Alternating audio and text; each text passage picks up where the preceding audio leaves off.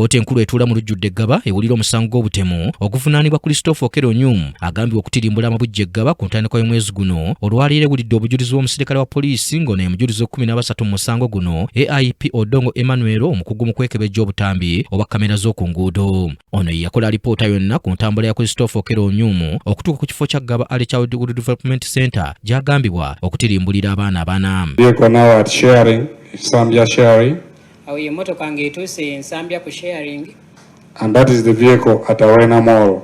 Kati nga ye motoka ng'etuuse ku Arena Mall ku bitaala. It takes the direction of Mukwano Road. N'ekwata oluguudo oludda ku Mukwano Road. And arrives here at Electoral Commission, my lord.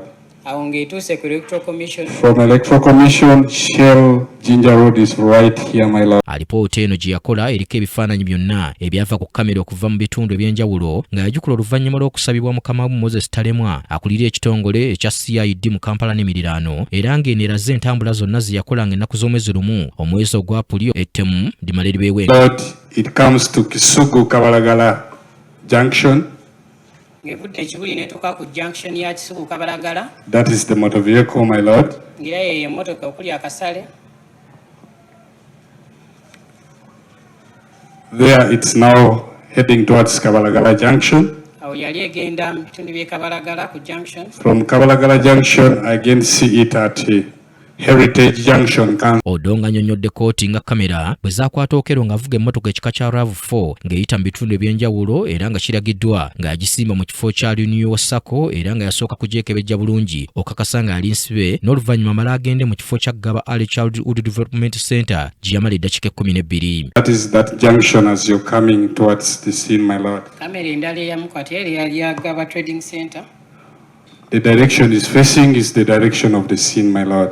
Emotoka gye yali etunudde yali agenda ewali wakola ebikolwa ebyo. My lord, one of the features that I identified earlier on in the report is the back hind tire, the spare tire as you see. Ngirabi yali yazula ku motoka eyo yali eyina spare tire emabega. My lord, from there the next camera that sees this motor vehicle is a private camera at Renewal Sacco. Eyo kamera yali ya bwannannyini eya Renewal Sacco neera nayo neekwata emmotoka eyo. The activities are earlier on. Odongo agambye nti Okello bwe yava wano yavuga dda bbunga nga wano yagenda mu kifo awataali kamera ng'eno yamala essaawa emu. Okusinziira ku Odongo, Okello yagenda kusundulira amafuta era Shell ku Jinja Road yava mu mmotoka n'ayogerako n'abakozi era bano balabibwa mu katambi nga bamuyambako kusindika mmotoka eno okugiteeka mu paakingi era wano we yakoma okukozesa mmotoka eyo. That is now the point where they began pushing. The suspect himself started pushing the vehicle. Then other staff joined. Bino byonna biragiddwa katambi akaleeteddwa mu kkooti nga n'Okello yennyini akalabye. Alipoota eno eweereddwayo mu kkooti ng'ebimu ku bizibiti wadde nga bannamateeka bawolereza Okello kino babadde bakiwakanya. Ng'ennaku z'omwezi 2 omwezi ogwokuna omwaka guno Odongo annyonnyodde nti Okello yatambulira ku boodabooda etaaliko nnamba eyavugibwa ng'edda Eggaba mu kifo we battira abaana. While on a motorcycle, my lord. This is where I sighted him, my lord, on this camera.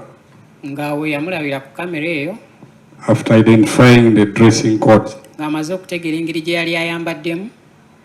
After his arrest, my lord.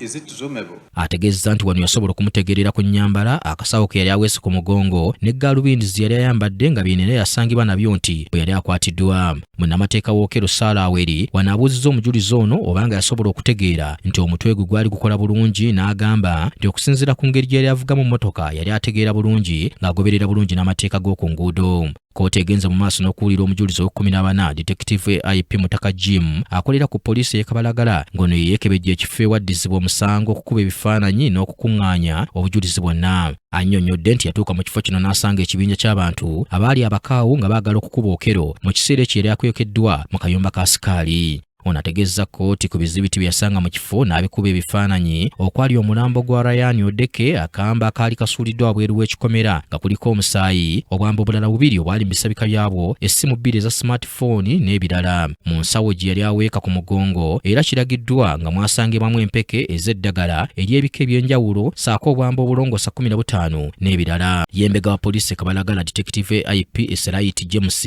eyakulemberamu abasirikale abaakola okunoonyereza ku ttemu lino agambye nti baateeka Okello ku kabanga lya poliisi ne bamutwala e Kabalagala era ono annyonnyodde kkooti embeera gye yasangibwamu. Omujulizi ono agambye nti Okello yamugamba nti ali ku poliisi kuba yasse abaana baneggaba era nti yamugamba nti yabatta ng'anoonya bugagga era nti yatwala obudde ng'akyetegekera era nti ekifo kino yakirambula enfunda eziwerako. Agenze mu maaso n'annyonnyola obunafu Okello bwe yamugamba bwe yazuula mu kifo kino okuli essomero obutabana mukuumi, abakazi bokka okuba nga be baali mu kifo kino ssaako abaana okuba nga buli kiseera baalinga mu lujja nga bazannya. Okello yagenda mu maaso nti n'amutegeeza nti ekikolwa eky'okutta yakikola nga kibi ekiyinza okumuviirako okufa oba okusibibwa amayisa era nti ne yeetonda.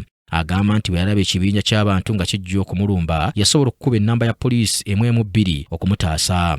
Omujulizi ono ayongeddeko nti ng'ennaku z'omwezi 3 omwezi guno yakulemberamu ttiimu y'abambega nga n'Okello kwali ne bagenda gye yali abeeranga Namujjeera Katumba Zone LC1 mu Kyanja. Ono agamba nti Okello teyalina kisumuluzo nti wabula baasobola okufuna defense w'ekitundu ne keyateeka w'ennyumba omuwawaabirwa gye yali asulamu era nti yalina kopi y'ekisumuluzo ne baggulawo ne bajaaza. Ategeezza nti baasobola okuzuula paasipooti za Amerika 2 nga ziri mu mannya ga Christopher Okello Onyum, pamiti ya Virginia mu USA ne bazuula ne Sanitary Medical Report yali ewandiikiddwa eri Citizenship and Migration nga yali yakolebwa ng'ennaku z'omwezi 3 omwezi ogwa Ntenvu omwaka 2025 era nga yaliko omukono gwa Dr. Agenda Rogers owa IHK. Omujulizi n'ategeeza nti baagenda mu maaso ne bazuula kompyuta, ekika kya laputopu Dell 2, amasimu ga smartphone 2, obwambe 6, flash disk 3 era nti bazuula n'ebbaluwa eraga nti Okello yeeyisa bulungi yamuweebwa akulira poliisi y'ensi yonna AIGP Joseph Obona. Kkooti yakuddamu okutuula olunaku lw'enkya. Aniti Nakayibaale yakusakidde eggulire lino ku lwa KTV Amalinditire.